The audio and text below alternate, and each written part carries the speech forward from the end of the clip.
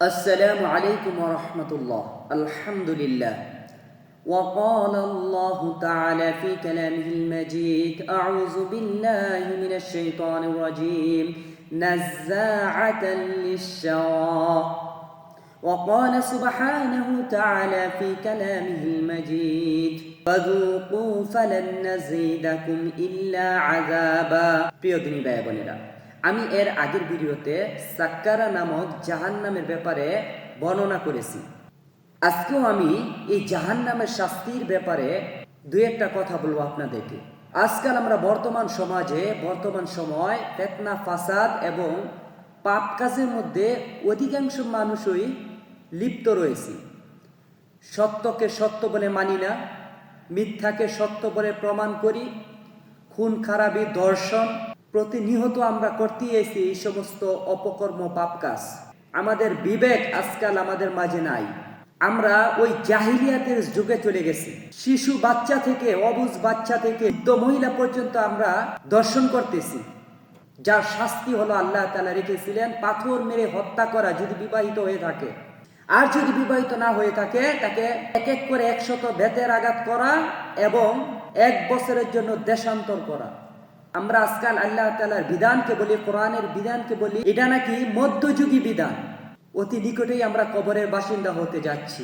তখন বুঝবেন এই আল্লাহ তাআলার বিধানকে কটূক্তি করা পরিণাম শাস্তি কি ভয়াবহ। আমি যে দুটি আয়াত তেলাওয়াত করলাম এটা হলো জাহান্নামের শাস্তির আয়াত, কবরের শাস্তির আয়াত। আল্লাহ তাআলা বলেন নাযাআতাল লিশাওয়া, আমি তাদেরকে শাস্তি দিতেই থাকবো, এমন শাস্তি যে শাস্তির কারণে তাদের দেহের চামড়াগুলো খসিয়ে দসিয়ে পড়বে। আরেক জায়গায় বলা হয়েছে ওই চামড়ার জায়গায় আমি আল্লাহ তাআলা আবার পুনরায় নতুন চামড়া তৈরি করব।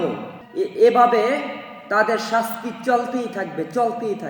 আরেকটি আয়াত যে আমি তেলাওয়াত করলাম, এই পাপীদেরকে, এই অজ্ঞ মূর্খ জাহেলদেরকে, এই জাহান্নামীদেরকে ফাযুকু ফালান নাযীদাকুম ইল্লা আযাবা। আল্লাহ তাআলা বলতেছে সুতরাং এখন তোমরা সাধন করো। এই যে বড় বড় ডায়লগ মারতা, আমার বিধানকে নিয়ে কটূক্তি করতা, দর্শকদেরকে মুক্তি করে দিতা, শাস্তি দিতা না, খুনিদেরকে শাস্তি দিতা না, তাদেরকে মুক্তি করে দিতা কিছু টাকার বিনিময়, নিজের স্বার্থের কারণে। এখন তোমরা সাধন করো। আল্লাহ তাআলা বলেন ফাযুকু ফালান নাযীদাকুম ইল্লা আযাবা।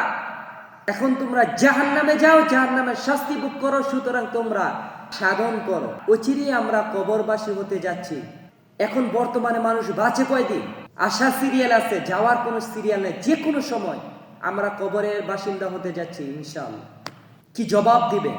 দুনিয়ার জীবন শেষ, তোমাদের ক্ষমতা শেষ, এখন তোমরা সাধন করো। আমি আল্লাহ তাআলা তোমাদের শাস্তি দিতেই থাকবো, বৃদ্ধি করতেই থাকবো। এখান থেকে বাঁচার কোনো সুযোগ নাই। আল্লাহ তাআলা আমাদেরকে এই জাহান্নামের আযাব থেকে বাঁচার তৌফিক দান করুক। নিজে সঠিকভাবে সৎভাবে চলার এবং 5 ওয়াক্ত নামাজ আদায় করার তৌফিক দান করুক। আমিন।